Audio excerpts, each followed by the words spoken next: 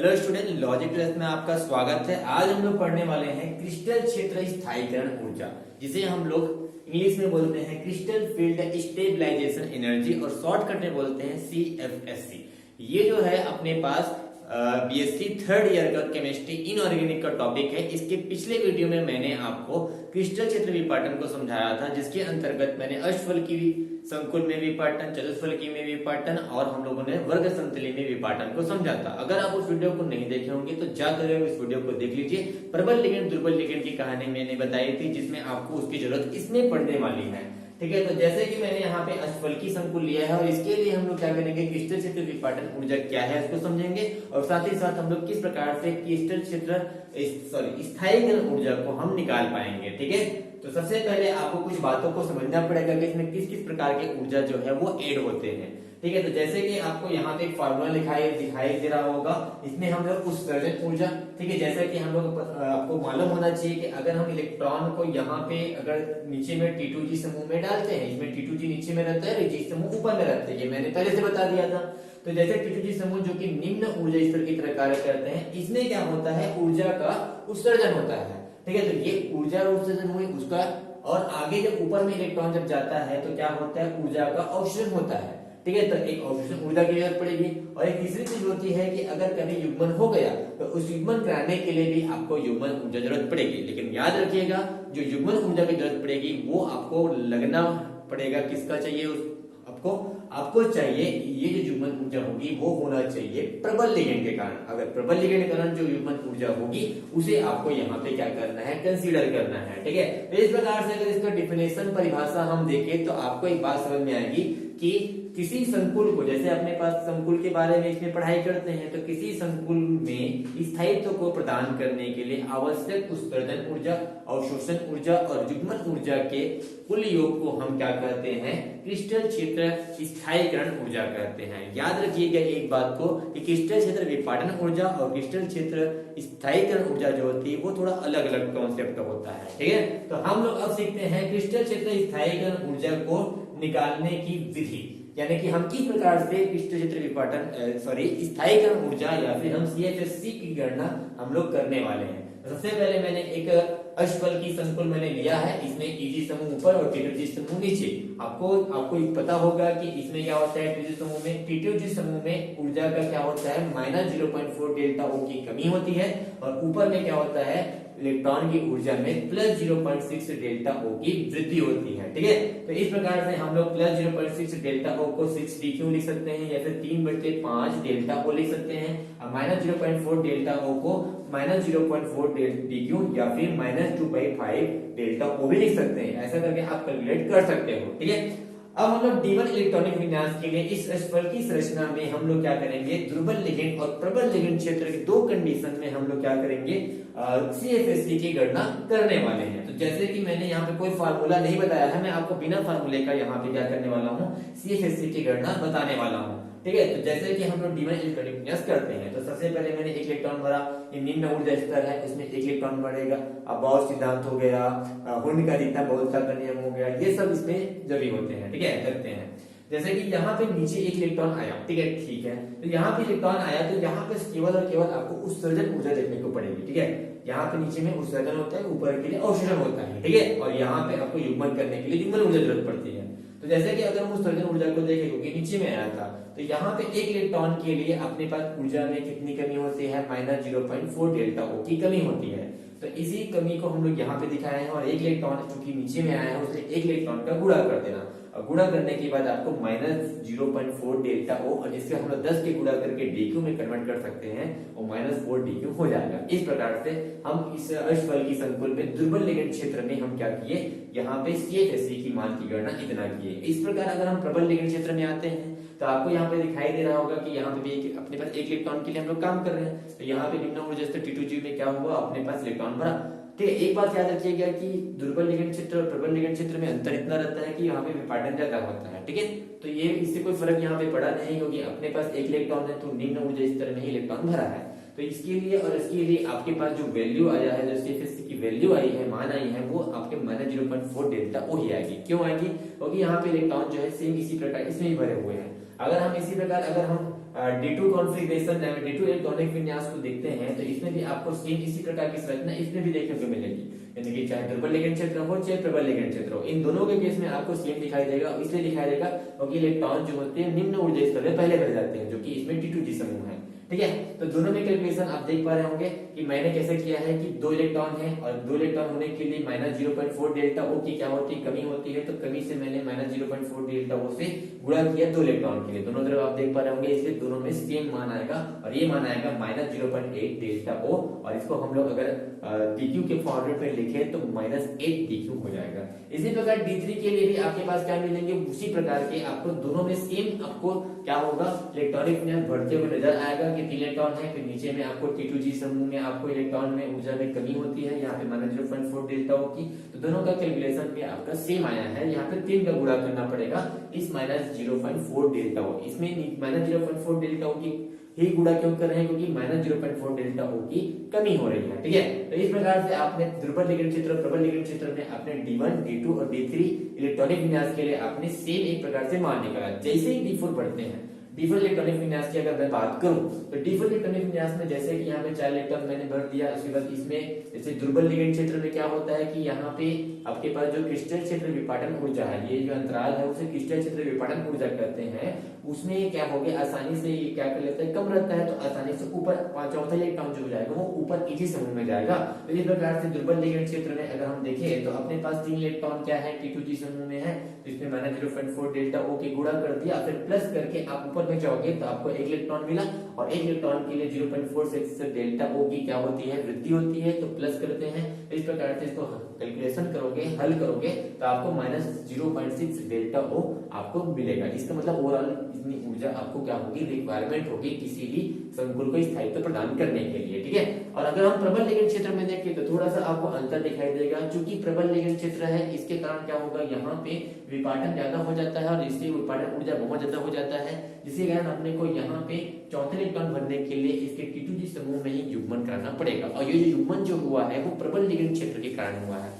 तो यहाँ पे आपको युग्मन ऊर्जा को भी क्या करना पड़ेगा, कंसीडर करना पड़ेगा। इसलिए जब इसके कैलकुलेशन करेंगे तो मैंने यहाँ पे युग्मन ऊर्जा लिया है जिसे P संकेत करते हैं। याद रखिएगा कि यहाँ पे जो युग्मन ऊर्जा की जो जरूरत पड़ेगी वो प्रबल लिगेंड के युग्मन के कारण प्राप्त जो युग्मन ऊर्जा होगी उसकी जरूरत पड़ेगी। ठीक है, तो इस प्रकार से मैंने कैलकुलेशन किया है, इसको समझा देता हूँ।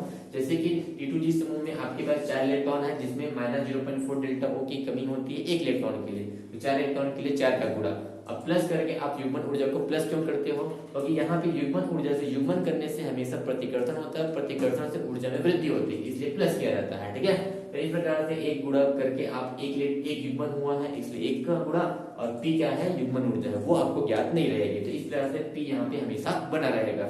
तो इसको भी आप कैलकुलेशन करोगे -1.6 डेल्टा ओ प्लस P करके आपको वैल्यू आएगा, इसको DQ के फॉर्मेट में आप चेंज कर सकते हो। इस प्रकार अगर हम D5 पे जाते हैं तो D5 में भी क्या होगा, आपके पास D5 में इस प्रकार से इलेक्ट्रॉन क्या होंगे, दुर्बल लिगेंड क्षेत्र में भरे जाएंगे, ऊपर जाएगा इलेक्ट्रॉन। ठीक है, तो यहाँ पे आपके पास 3 इलेक्ट्रॉन क्या है, T2G समूह में है, इसलिए 0.6 की क्या कर दिया, 4 की क्या कर दिया हम लोगों ने, गुणा कर दिया, माइनस लगा करके 3 से गुणा किया, क्योंकि 3 इलेक्ट्रॉन है, 2 इलेक्ट्रॉन ऊपर में गया तो 2 इलेक्ट्रॉन से गुणा किया, प्लस 0.6 की वृद्धि हो रही है। यहाँ पे युग्मन आपको दिखाई देने को नहीं मिलेगा, क्योंकि यहाँ पे प्रबल लिगेंड क्षेत्र होता ही नहीं है। ठीक है, तो इस प्रकार से आपके यहाँ पे जो पेयरिंग एनर्जी है, युग्मन ऊर्जा है, उसकी जरूरत बिल्कुल भी नहीं पड़ने वाली, क्योंकि मैंने एक रूल बताया था कि प्रबल लिगेंड के कारण ही जो युग्मन होगा उसी को आप युग्मन ऊर्जा के रूप में मानेंगे। ठीक है, तो यहाँ पे जब इसका कैलकुलेशन करोगे तो आपको ये मिलेगा, लेकिन जैसे ही हम प्रबल लिगेंड क्षेत्र में आते हैं तो आपको दिखाई दे रहा होगा कि इसमें प्रबल लिगेंड आने के कारण क्या हो जाता है, युग्मन हो जाता है। तो यहाँ पे जो युग्मन देखने को मिल रहा है, यहाँ पे 2 युग्मन देखने को मिल रहा है, इसे 2p हो जाएगा, यहाँ पे 2p हो जाएगा। अब बाकी 5 इलेक्ट्रॉन है, तो यहाँ पे 1 इलेक्ट्रॉन के लिए -0.4 डेल्टा ओ की कमी होगी, तो 5 इलेक्ट्रॉन के लिए 5 का गुणा कर दीजिएगा। तो इस प्रकार से आप इसको सॉल्व कर सकते हो आराम से। ठीक है, तो इस प्रकार से सॉल्व करने के बाद आपको ये वैल्यू मिलेगा, और DQ के फॉर्मेट में भी आपको ये वैल्यू देखने को मिलेगा। तो इस प्रकार से क्या हो गया, D3 कॉन्फ़िगरेशन के लिए मैंने बता दिया है। अब जैसे D6 से इलेक्ट्रॉनिक विन्यास के लिए जाते हैं, तो D6 से इलेक्ट्रॉनिक विन्यास के लिए आपके पास आपको जैसे कि अपने दुर्बल लिगेंड क्षेत्र लिए, इस दुर्बल लिगेंड क्षेत्र में आप देख पा रहे होंगे कि यहाँ पे हम लोग इलेक्ट्रॉन को इस प्रकार से भरा, पहले एक इलेक्ट्रॉन बढ़ते जाएंगे, फिर ऊपर जाएगा, फिर नीचे आएगा। ठीक है, 6वां इलेक्ट्रॉन नीचे में आया, तो यहाँ पे युग्मन हुआ ऐसा लग रहा है। ठीक है, लेकिन वाकई में जो युग्मन हुआ है वो प्रबल लिगेंड के कारण नहीं हुआ, यहाँ पे दुर्बल लिगेंड है, तो ऐसा भी नहीं बोलना है कि दुर्बल लिगेंड के कारण हुआ। ये जो युग्मन हुआ है ये अपने पास हुंड के अधिकतम बहुलता के नियम के अनुसार हुआ है, और जो अन्य नियम के अनुसार होगा तो उसे हम लोग क्या नहीं मानेंगे, इसको हम लोग पेयरिंग एनर्जी यहाँ से नहीं मानेंगे। यहाँ पे आपको युग्मन ऊर्जा नहीं मानना है। तो यहाँ पे मैंने पहले से ही बता दिया था कि दुर्बल लिगेंड क्षेत्र में कभी भी युग्मन ऊर्जा नहीं आएंगे, ठीक है। तो इस प्रकार से जब हम देखते हैं तो T2G समूह में 4 इलेक्ट्रॉन है, तो 4 इलेक्ट्रॉन के लिए 4 का गुणा कर देना -0.4 डेल्टा ओ में, और प्लस करके आपको 2 इलेक्ट्रॉन ऊपर में दिखाई दे रहे हैं Eg समूह में, उसके लिए 0.6 डेल्टा ओ की वृद्धि होती है, तो जोड़ देना इसको,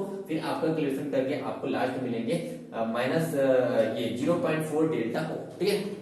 तो इस प्रकार से यहाँ पे दुर्बल लिगेंड क्षेत्र के लिए हुआ। इसी प्रकार अगर प्रबल लिगेंड क्षेत्र में आते हैं, प्रबल लिगेंड क्षेत्र में आते हैं, तो अब यहाँ पे एक बात बहुत जबरदस्त ध्यान देने को है, वो बात यह है कि आपको जब इसमें इलेक्ट्रॉन भरते हैं 6 इलेक्ट्रॉन, तो यहाँ पे इस प्रकार से नॉर्मल हम लोग 1 2 3 4 5 फिर वापस 6 करके भर सकते हैं, लेकिन यहाँ पे तो भी पैटर्न हुआ रहता है, प्रबल लिगेंड क्षेत्र भी रहता है। इस प्रबल लिगेंड क्षेत्र के कारण यहाँ पे युग्मन तो होता है, ठीक है।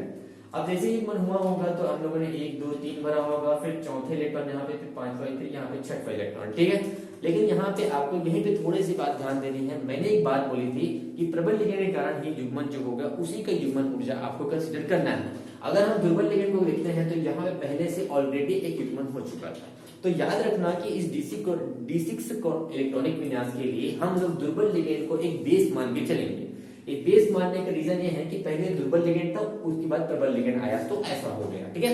तो दुर्बल लिगेंड था तो यहाँ पे पहले ही एक युग्मन अपने आप हुआ था, ठीक है, दुर्बल, ठीक है, वो हुंड के अधिकतम बहुलता के नियम से, ठीक है। तो एक अगर आपके पास युग्मन दिख रहा है, उसको आपको युग्मन नहीं मानना है, ठीक है। बाकी दो जो है वो जो हुआ है वो नहीं था अपने पास, उसमें युग्मन हुआ, ठीक है। तो ये जो हुआ है ये दोनों जो हुआ है वो प्रबल लिगेंड के कारण हुआ है, और ये जो हुआ है ये पहला वाला वो युग्मन जो है वो अपने आप यानी कि हुंड के अधिकतम बहुलता के नियम के अनुसार हुआ, जैसे इसमें आपने देखा, ठीक है। तो इस प्रकार से यहाँ पे युग्मन आपको दिखेगा 3, लेकिन मानना है आपको 2, ठीक है। समझा दिया मैंने क्या था कहानी, तो यहाँ पे मैंने 2 भी किया है। ये बात बहुत इंपॉर्टेंट है, बहुत स्टूडेंट को ये मालूम नहीं होता, ठीक है। तो इस प्रकार से 6 इलेक्ट्रॉन मैंने क्या किया है, इसमें बना तो 6 गुणा क्या कर देना -0.4, ऊपर तो गया नहीं, तो यहाँ पे युग्मन कितने हैं, 2 है, तो 2 युग्मन ऊर्जा से 2 का गुणा कर देना और गुणा में p कर देना। इस प्रकार से कैलकुलेट करोगे तो आपको मिलेगा -24 dq करके आपको मिलेगा, ठीक है। इस प्रकार से आप कैलकुलेशन कर सकते हैं। इसको थोड़ा चेक करें ना, कैलकुलेशन पे आप ध्यान मत दीजिएगा, आपको बस यहाँ पे मैं आपको कॉन्सेप्ट सीखना है मेन, ठीक है। इसी प्रकार आपको मैं D7 के लिए आपको बताऊं, D7 के लिए आपको बताऊं तो D7 का आपको जैसे कि इलेक्ट्रॉनिक विन्यास इस प्रकार से 1 2 3 4 5 करके वापस रिटर्न भर देना। इसमें जब भरने की बारी आती है तो ऊपर में जाते इलेक्ट्रॉन, और रिटर्न ना करके क्या होता है यहाँ पे हुंड के अधिकतम बहुलता के नियम से पेयरिंग होता है, ठीक है। इस प्रकार से 5 इलेक्ट्रॉन है तो 5 से गुणा करना, इसमें फिर इसमें 2 इलेक्ट्रॉन है तो इस 0.6 से गुणा करना, और इसमें तो अपने पास युग्मन ऊर्जा आती नहीं है, तो इसमें आपको युग्मन ऊर्जा कंसीडर नहीं करना है। तो इस प्रकार से आप इसको कैलकुलेशन कर पाते हो, ठीक है। कैलकुलेशन को मैं नहीं समझा रहा हूँ क्योंकि आपको मैं मान के चलता हूँ आपको कैलकुलेशन आता है। अगर आपको कैलकुलेशन नहीं आएगा तो आप मेरे को बेझिझक पूछ सकते हो, ठीक है। तो यहाँ पे ये है कि आपको अगर प्रबल लिगेंड क्षेत्र में अगर आते हैं तो आपको मालूम होना चाहिए कि हम लोग जैसे ही यहाँ पे देखते हैं कि आपको 7 इलेक्ट्रॉन भरना है तो 6 इलेक्ट्रॉन इसमें भरा गया, और 6 इलेक्ट्रॉन कंप्लीट भरने के बाद ये जाएगा ऊपर, इसको जाना ही पड़ेगा, ठीक है। तो यहाँ पे आप देख पा रहे होंगे कि आपको युग्मन दिखेगा 3, लेकिन भाई मैंने बोला था कि बेस इसको लेना है, तो पहले क्या था अपने पास 2 पहले से ऑलरेडी ही हुंड के अधिकतम बहुलता के नियम से युग्मन हो चुका था, तो इसमें सिर्फ एक ही युग्मन को आप कंसीडर करना, इसलिए यहाँ पे आप 1p लिखोगे, ठीक है। और बाकी कैलकुलेशन तो मैंने आपको समझा दिया है कि 6 इलेक्ट्रॉन है तो 6 का गुणा कर देना -0.64 में, और 1 का गुणा करना -0.6 में। आप इसको कैलकुलेट करोगे तो आपका वैल्यू आ जाएगा, ठीक है। इस प्रकार से, ठीक है। इसी प्रकार D8 हो गया, D9 हो गया, D10 हो गया, ठीक है। तो मैं आपको लेके जाता हूँ D8 का, आप देख पा रहे होंगे, इसका आप स्क्रीनशॉट ले सकते हैं, मैं इसको नहीं बताऊंगा, आप इसको एक बार सोचना फिर आपको समझ में आएगा। मैं आपको लेके जाता हूँ जहाँ पे फंसोगे आप, ठीक है। तो फंसोगे किसमें आप लोग, ठीक है, आप लोग फंसोगे जैसे कि मैं D10 के लिए बताता हूँ डायरेक्ट, ठीक है। D10 के लिए यहाँ पे नहीं है, मैं जैसे कि D9 के लिए आपको बताने जा रहा हूँ। D9 के लिए जैसे कि आप रिटर्निंग विन्यास करते हो तो दुर्बल लिगेंड क्षेत्र में क्या होता है कि आपने एक करके भरा फिर डबल भरा, ठीक है। इसमें आते हो तो एक करके भरा, फिर ऊपर गए फिर नीचे आया, ठीक है। इस प्रकार से हम लोग क्या कर दिए हैं, इलेक्ट्रॉन को भरे हैं, ठीक है। अगर आप D10 को देखते हो तो यहाँ पे दुर्बल लिगेंड क्षेत्र के लिए जब कैलकुलेशन करोगे तो आपके पास 6 इलेक्ट्रॉन नीचे में, तो 6 का गुणा इसमें कर देना, इस -0.4 डेल्टा ओ में, और 3 का गुणा आप +0.6 डेल्टा ओ में गुणा कर देना। ठीक है, क्योंकि 3 इलेक्ट्रॉन है। तो इस प्रकार से आप कैलकुलेट करोगे तो यहाँ पे आपको वैल्यू मिल जाएगी। तो यहाँ पे आपके पास युग्मन ऊर्जा तो देखने को नहीं मिलेगी, ठीक है, क्योंकि यहाँ पे युग्मन ऊर्जा होती नहीं है दुर्बल लिगेंड क्षेत्र में, क्योंकि हुंड के अधिकतम बोलता के नियम के अनुसार युग्मन हुआ है, ठीक है। और मैंने बोला था प्रबल लिगेंड के हिसाब से युग्मन होना चाहिए, ठीक है। तो अगर हम प्रबल लिगेंड क्षेत्र में आते हैं तो आप ऐसा आपको लगेगा कि यहाँ पे युग्मन 4 हुआ है, ठीक है। तो ऐसा कुछ नहीं है इसमें, ठीक है। देखो आप अगर गौर करोगे तो ये मैंने बोला था इसका बेस ये है ना, पहले से 4 युग्मन जो था वो अपने आप क्या हो चुका था, हुंड के अधिकतम बोलता से हो चुका था। तो जाहिर सी बात है ये बेस है, इसके आधार पर भी ये भी वैसे दिख रहा है। इसका मतलब कोई भी युग्मन जो हुआ है वो प्रबल लिगेंड क्षेत्र के कारण नहीं हुआ है, वो हुंड के अधिकतम बोलता के नियम से हुआ है, और उसको हम पेयरिंग एनर्जी यानी कि युग्मन ऊर्जा में कंसीडर नहीं करना है, ये बात ध्यान रखिएगा। इसलिए मैंने यहाँ पे 0p लिखा है, यानी कोई भी युग्मन ऊर्जा यहाँ पे नहीं है। बाकी आपको पता है कि ये और ये दोनों सेम है, और सेम रहेगा तो यहाँ पे कैलकुलेशन भी क्या होगा, सेम होगा, और आखिर में आपको मिल जाएगा -0.6 dq या फिर -6 dq, दोनों के लिए क्या हो जाएगा, सेम हो गया। तो इस प्रकार से आप क्या कर पाएंगे, इस प्रकार से CFSC की गणना अष्टफल की संकुल के लिए, याद रखना अष्टफल की संकुल के लिए मैंने बताया था। तो इस प्रकार से आप क्या कर सकते हो, समझ सकते हो। अगर आपको यह वीडियो समझ में नहीं आया होगा तो आप इस वीडियो को रिवाइंड करके देख सकते हैं। कुछ डाउट रहेगा तो आप कमेंट बॉक्स में पूछ सकते हैं। अगले वीडियो के लिए इंतजार कीजिएगा, क्योंकि अगले वीडियो में चतुष्फल की संकुल के लिए हम लोग क्या करेंगे, CFSC की गणना करेंगे, ठीक है। तो धन्यवाद।